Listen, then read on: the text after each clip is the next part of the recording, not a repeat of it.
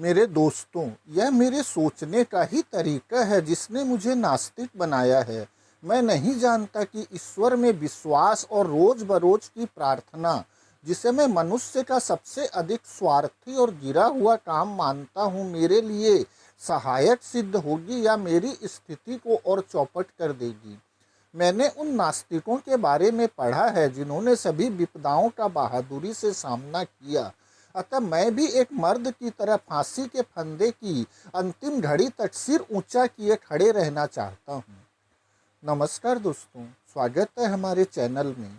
यह गुलामी का काल था। यह वह समय था जब जेल में भगत सिंह के मन में ईश्वर के बारे में कुछ प्रश्न उठे थे। अपनी चिट्ठी में उन्होंने आस्तिकों से उनके ईश्वर के संबंध में कुछ सवाल पूछे हैं। आइए भगत सिंह के पत्र मैं नास्तिक क्यों हूँ को संक्षेप में देखते हैं और सारी बातों को समझते हैं। भगत सिंह पूछते हैं कि यदि, जैसा कि आपका विश्वास है, एक सर्वशक्तिमान, सर्वव्यापक और सर्वज्ञानी ईश्वर है जिसने कि पृथ्वी या विश्व की रचना की, तो कृपा करके मुझे यह बताएं कि उसने यह रचना क्यों की। कष्टों और आफतों से भरी इस दुनिया में असंख्य दुखों के शाश्वत और अनंत गठबंधनों से ग्रसित एक भी प्राणी पूरी तरह सुखी नहीं। कृपया यह न कहें कि यही उसका नियम है। यदि वह किसी नियम में बंधा है तो वह सर्वशक्तिमान नहीं, फिर तो वह भी हमारी ही तरह गुलाम है। कृपा करके यह भी न कहें कि यह उसका सगल है। नीरो ने सिर्फ एक रोम जलाकर राख किया था। उसने चंद लोगों की हत्या की थी। उसने तो बहुत थोड़ा दुख पैदा किया अपने शौक और मनोरंजन के लिए। और फिर इतिहास में उसका क्या स्थान है? उसे इतिहासकार किस नाम से बुलाते हैं? सभी विषैले विशेषण उस पर बरसाए जाते हैं। जालिम, निर्दयी, शैतान जैसे शब्दों से नीरो की भर्त्सना में पृष्ठ के पृष्ठ रंगे पड़े हैं। एक चंगेज खां ने अपने आनंद के लिए कुछ हजार जानें ले ली और आज हम उसके नाम से घृणा करते हैं। आगे वे हिंदुओं से उनके पूर्व जन्मों के कंसेप्ट पर सवाल करते हैं। और तुम हिंदुओं, तुम कहते हो कि आज जो लोग कष्ट भोग रहे हैं ये पूर्व जन्म के पापी हैं। ठीक है। तुम कहते हो आज के उत्पीड़क पिछले जन्मों में साधु पुरुष थे, अतः वे सत्ता का आनंद लूट रहे हैं। मुझे ये मानना पड़ता है कि आपके पूर्वज बहुत चालाक व्यक्ति थे। उन्होंने ऐसे सिद्धांत गढ़े जिनमें तर्क और अविश्वास के सभी प्रयासों को विफल करने की काफी ताकत है, लेकिन हमें यह विश्लेषण करना है कि ये बातें कहाँ तक टिकती है। भगत सिंह आगे कहते हैं कि तुम ऐसे कितने व्यक्तियों से मिले हो जो यह कहते हैं कि वे किसी पाप के कारण पूर्व जन्म में गधा के रूप में पैदा हुए थे? एक भी नहीं। अपने पुराणों से उदाहरण मत दो। मेरे पास तुम्हारी पौराणिक कथाओं के लिए कोई स्थान नहीं है। और फिर क्या तुम्हें पता है कि दुनिया में सबसे बड़ा पाप गरीब होना है? गरीबी एक अभिशाप है, वह एक दंड है। तुम क्या सोचते हो? किसी गरीब तथा अनपढ़ परिवार जैसे एक चमार या मेहतर के यहाँ पैदा होने पर इंसान का भाग्य क्या होगा? चूंकि वह गरीब है इसलिए पढ़ाई नहीं कर सकता। वह अपने उन साथियों से तिरस्कृत और त्यक्त रहता है जो ऊंची जाति में पैदा होने की वजह से अपने को उससे ऊंचा समझते हैं। उसका अज्ञान, उसकी गरीबी तथा उससे किया गया व्यवहार उसके हृदय को समाज के प्रति निष्ठुर बना देता है। भगत सिंह के मन में यह विचार आना बिल्कुल स्वाभाविक था कि जब कोई पाप या अपराध हो रहा होता है तब ईश्वर गायब क्यों हो जाता है। उनका कहना है, मैं पूछता हूँ कि तुम्हारा ईश्वर, सर्वशक्तिशाली ईश्वर, हर व्यक्ति को उस समय क्यों नहीं रोकता है जब वह कोई पाप या अपराध कर रहा होता है? ये तो वह बहुत आसानी से कर सकता है। उसने क्यों नहीं लड़ाकू राजाओं को या उनके अंदर लड़ने के उन्माद को समाप्त किया और इस प्रकार विश्व युद्ध द्वारा मानवता पर पड़ने वाली विपत्तियों से उसे क्यों नहीं बचाया? उसने अंग्रेजों के मस्तिष्क में भारत को मुक्त कर देने हेतु भावना क्यों नहीं पैदा की? अब घुमा फिरा कर तर्क करने का प्रयास न करें, यह बेकार की बातें हैं। मैं आपको यह बता दूं कि अंग्रेजों की हुकूमत यहाँ इसलिए नहीं है कि ईश्वर चाहता है, बल्कि इसलिए कि उनके पास ताकत है और हम में उनका विरोध करने की हिम्मत नहीं है।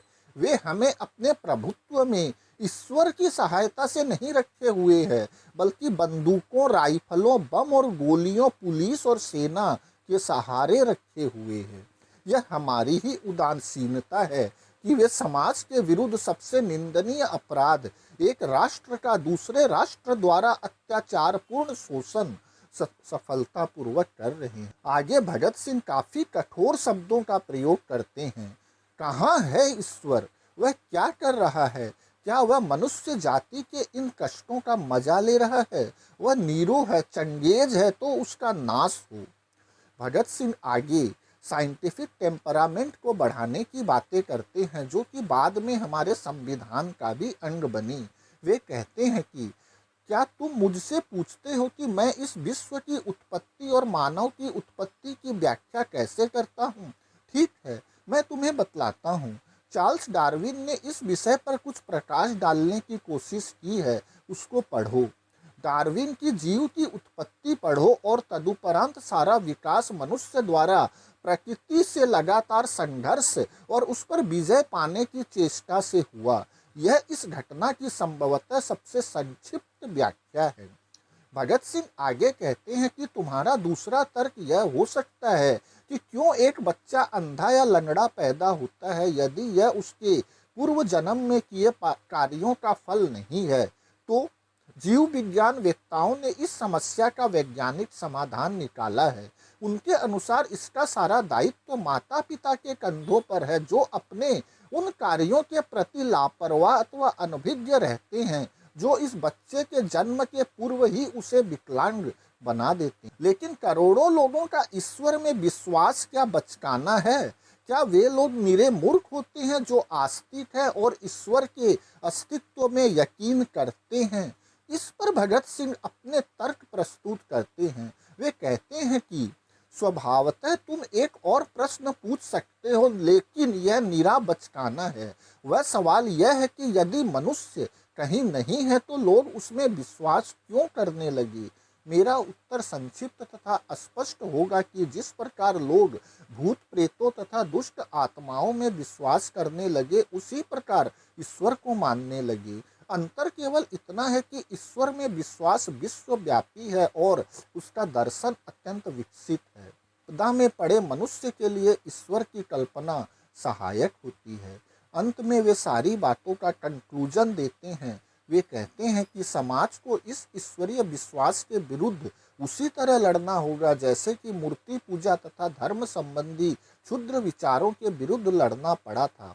इसी प्रकार मनुष्य जब अपने पैरों पर खड़ा होने का प्रयास करने लगे और यथार्थवादी बन जाए तो उसे ईश्वरीय श्रद्धा को एक ओर फेंक देना चाहिए और उन सभी कष्टों, परेशानियों का पौरुष के साथ सामना करना चाहिए जिसमें परिस्थितियां उसे पलट सकती है।